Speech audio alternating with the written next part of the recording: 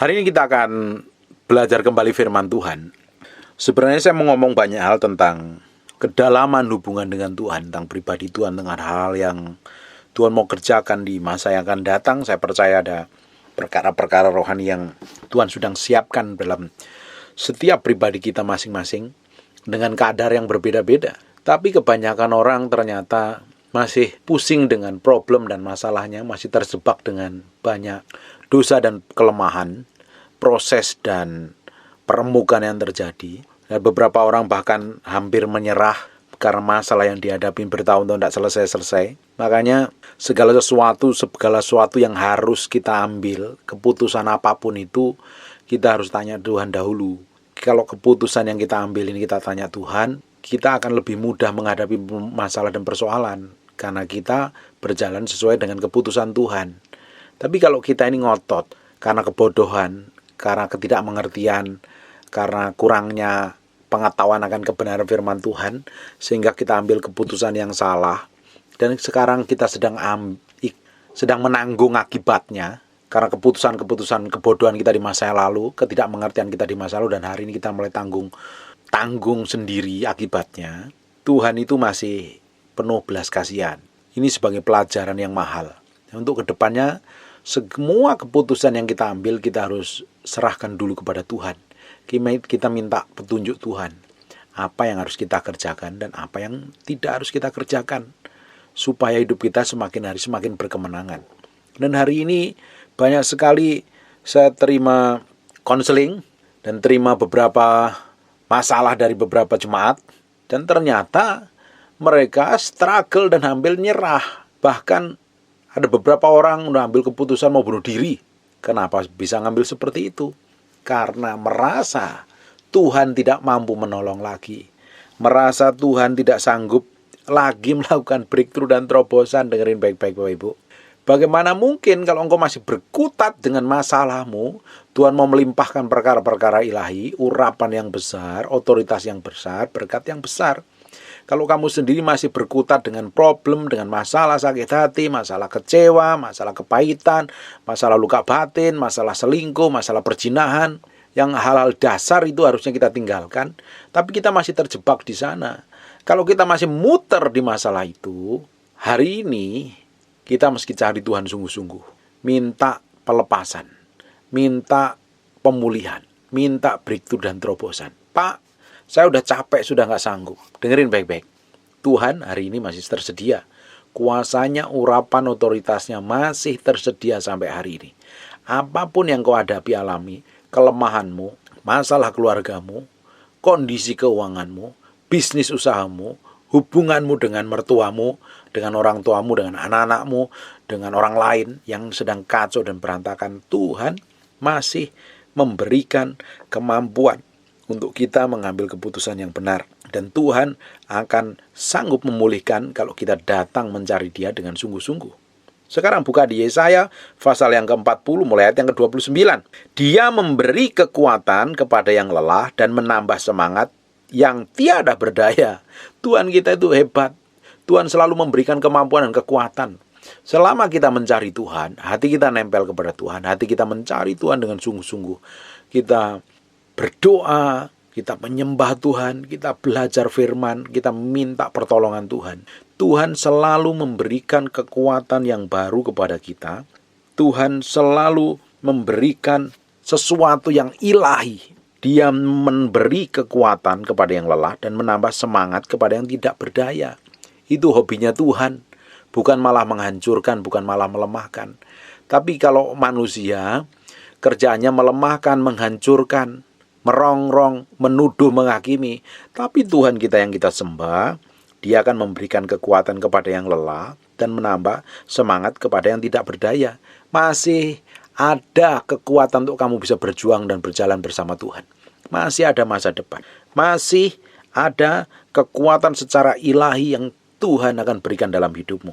Ayat 30, orang-orang muda menjadi lelah dan lesu, dan teruna-teruna jatuh tersandung.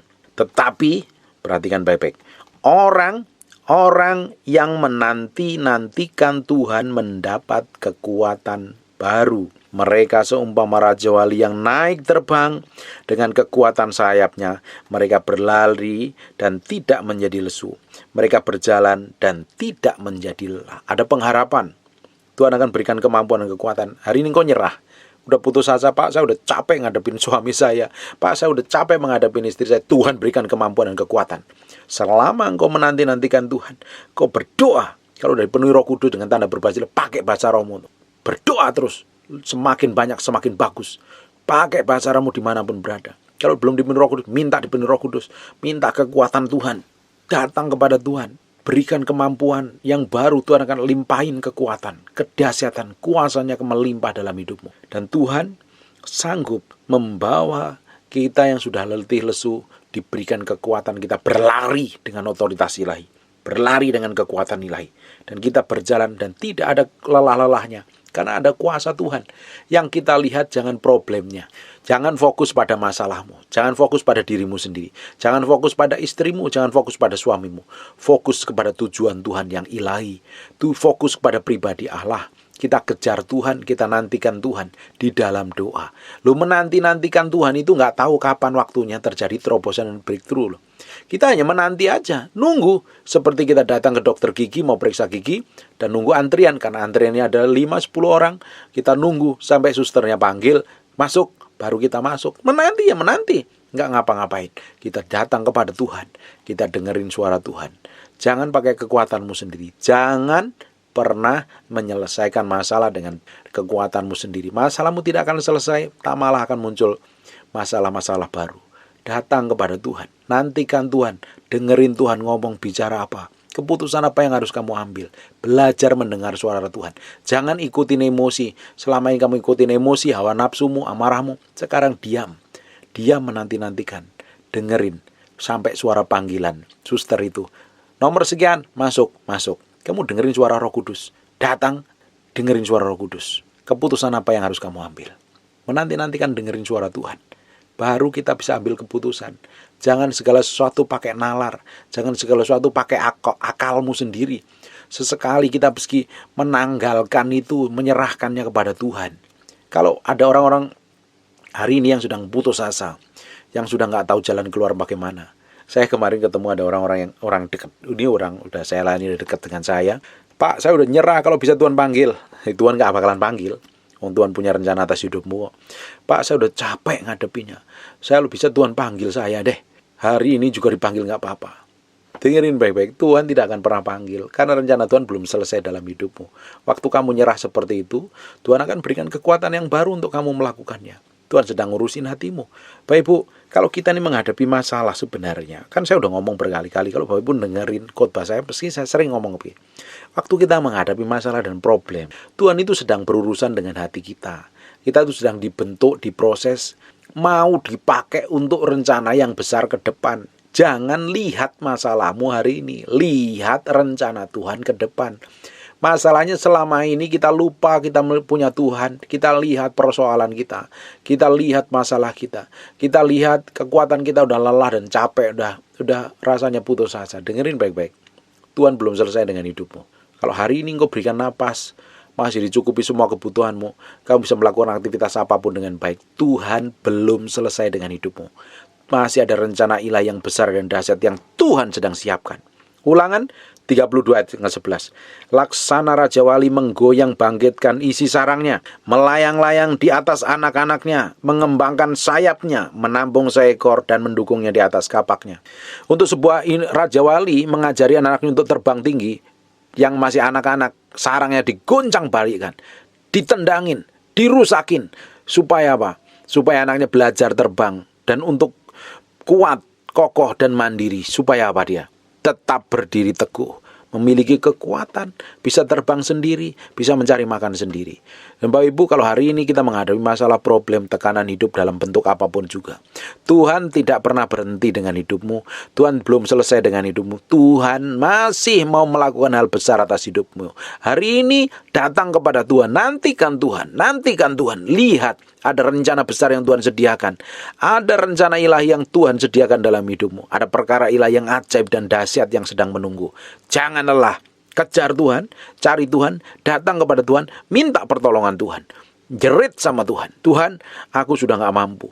Tuhan, aku nggak tahu jalan keluarnya apa. Tuhan, aku sudah nggak bagaimana, aku nggak memiliki kekuatan apa-apa. Ngomong, cerita sama Tuhan, ceritakan semuanya. Ketika kita ini tidak mampu dan berserah kepada Tuhan, disitulah letak kekuatan kita. Tuhan akan berikan kemampuan dan kekuatan secara ajaib dan luar biasa. Alkitab berbicara, tetapi orang yang menanti-nantikan Tuhan mendapat kekuatan yang baru. Ini secara ilahi ini. Orang menantikan Tuhan memberikan kekuatan, bisa urapan, kuasa, otoritas, hikmat, pengertian, dan pengetahuan. Sesuatu yang ilahi, yang dahsyat yang Tuhan siapkan dalam kehidupan kita. Mereka seumpama raja wali yang naik terbang. Kalau punya masalah bukan nemplok di kabel telepon, tapi terbang menghadapi badai dengan kekuatan sayapnya. Powerful sekali. Mereka berlari dan tidak menjadi lesu. Lari terus pada tujuan Tuhan, fokus pada rencana Tuhan, dan tidak pernah lesu. Mereka berjalan dan tidak menjadi lelah. Karena apa? Ada kuasa Roh Kudus. Cari Tuhan sungguh-sungguh. Bergaul dengan Roh Kudus, kenalin. Dia adalah seorang pribadi. Roh Kudus bukan angin, Roh Kudus bukan burung merpati, dia adalah seorang pribadi. Hanya mata fisik kita nggak bisa melihat. Dia menyertain kita. Kemana kita berjalan, kemana kita pergi, kemana kita duduk, dia menyertai. Dia tidak hanya menyertai, dia tinggal di dalam kita. Dia tidak hanya tinggal di dalam kita, dia mengurapi ada di atas kita. Dia adalah seorang pribadi. Dia mengerti persis apa yang Bapak Ibu alami hari ini. Dia kemana engkau pergi, dia berada. Kemana ketika engkau menangis, dia ada di sampingmu. Dia melihatmu, dia memelukmu, dia menghiburmu, dia menopangmu, dan dia fungsinya dan memuliakan nama Yesus. Menuntun kamu, membawa kepada pusat kebenaran. Kenalin dia, bangun keintiman dengan Roh Kudus. Kenali dia adalah seorang pribadi yang powerful dan dahsyat. Kenalin Tuhan, kenali pribadi Roh Kudus ini. Dia akan membawa kita ke pusat kebenaran. Hati kita akan ditarik pada hati Tuhan, pikiran kita akan ditarik pada pikiran Tuhan. Lama-lama kita belajar menyangkalin semua keinginan daging kita dan hawa nafsu kita taruh pada pusat kehendak Tuhan. Kita taruh pada pusat kehendak Tuhan. Lambat laun hidup kita semakin menyenangkan Tuhan. Lambat laun hidup kita berjalan seperti ketetapan Tuhan. Bapak Ibu, jangan menyerah. Masih ada masa depan, masih ada pengharapan. Jangan lihat masalahmu hari ini. Jangan lihat orang-orang yang menyakitin hatimu. Kamu lihat Tuhan, kamu lihat Roh Kudus. Bangun keintiman Roh Kudus. Selama ini kamu gak berdoa, datang bilang, Roh Kudus, aku ingin kenal Engkau. Ajarin aku menyembah, ajarin aku berdoa. Buat Yesus begitu nyata dalam hidupku. Buat Yesus begitu real manifestasi dalam kehidupanku. Roh Kudus akan ngajarin engkau banyak hal. Roh Kudus akan buat sesuatu yang ajaib dan dahsyat dalam hidupmu. Dia akan melakukan hal-hal yang secara ilahi. Dia akan bikin terobosan secara ilahi dalam hidupmu. Roh Kudus akan membimbingmu. Dia akan memegang tanganmu. Membawa step by step menuju proses peninggian yang datangnya dari Tuhan. Waktu kamu gak punya kekuatan, Tuhan ada di sampingmu. Dia akan mengurapi kamu, memegang tanganmu, menghiburmu. Bangun keintiman yang dalam. Kenalin pribadi Tuhan secara ajaib dan luar biasa. Alami Roh Kudus setiap hari dalam doa dan penyembahanmu. Alami Roh Kudus setiap hari dalam doa dan penyembahanmu. Kenalin dia. Buat dia begitu real dan nyata dalam hidupmu. Dia akan menopang, dia akan mengurapi. Hidupmu semakin hari semakin dibawa pada pusat kehendak Tuhan dan memiliki otoritas, breakthrough dan terobosan. Ada masa depan, dan tetap lihat rencana Tuhan yang besar di masa-masa yang akan datang. Amin. Besok kita lanjutkan lagi. And God bless you.